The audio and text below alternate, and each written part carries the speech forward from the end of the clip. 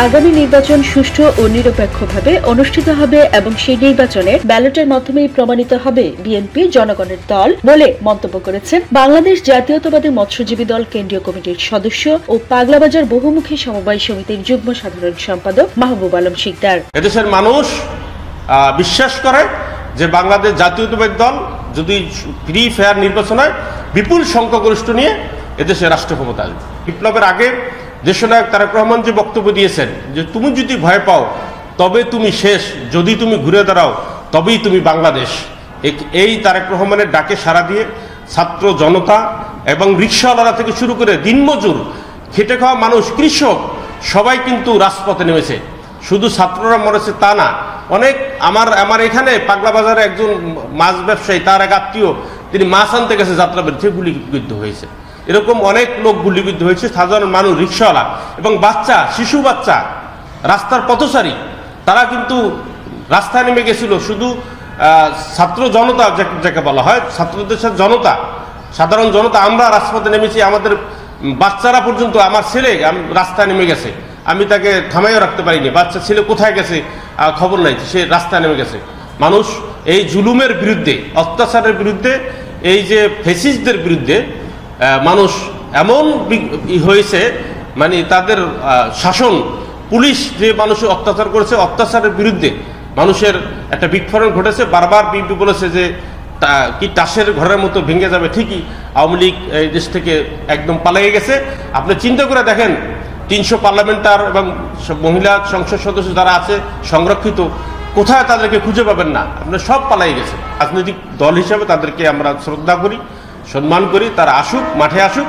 জনগণ কাকে চায় তা ভোটের মাধ্যমে, ব্যালটের মাধ্যমে প্রমাণ হবে যে আসলে বাংলাদেশ জাতীয়তাবাদী দল কতটা জনপ্রিয় দল।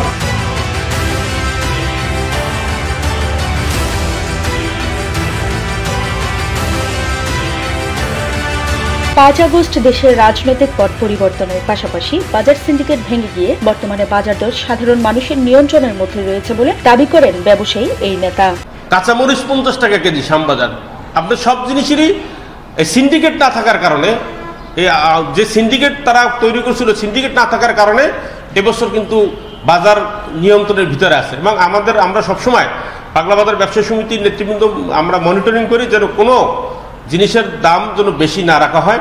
আমাদের নারায়ণগঞ্জে ব্যবসায়ী সংগঠন, ওনারা আমাদেরকে ডেকেছিল, ওনাদের সাথে আমাদের বৈঠক হয়েছে, তারাও মনিটরিং করতেছে, বিশেষ করে দীপু ভাই।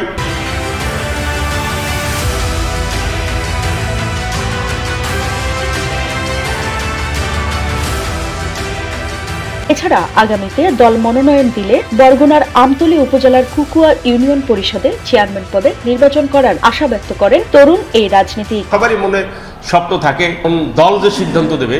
আমি জাতীয়তাবাদী দলের একজন কর্মী হিসাবে যদি দল আমাকে দেয়, আমি আমার ইউনিয়নের নাম হলো কুকুয়া ইউনিয়ন, আমতলী উপজেলা, বরগুনা জেলা।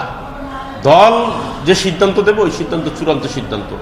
দল নমিনেশন আমি চাবো, দলীয়ভাবে যদি নমিনেশনের কোনো সিস্টেম থাকে ইউনিয়ন পরিষদে, তাহলে আমি নমিনেশন চাবো। যদি দল আমাকে নমিনেশন দেয় তাহলে আমি করবো, কিন্তু দল যদি না দেয়, যাকে দেয় আমি তার পক্ষে কাজ করবো। দলের বাহিরে আমি যাব না।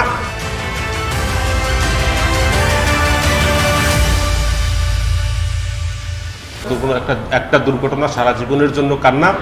তা আমি সবাইকে বলবো সতর্কভাবে কোনো অতিরিক্ত কোনো যানবাহনে যাত্রী হয়ে উঠবেন না, যেন নিরাপদে সবাই পরিবারের সাথে ঈদ করে আবার যেন কর্মস্থলে চলে আসতে পারে।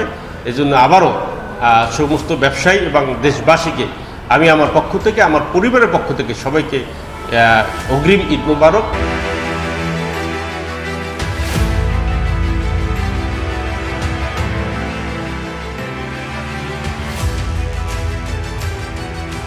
নারায়ণগঞ্জের পাগলা থেকে সোনিয়া দেওয়ান প্রীতি, ঢাকার নিউজ।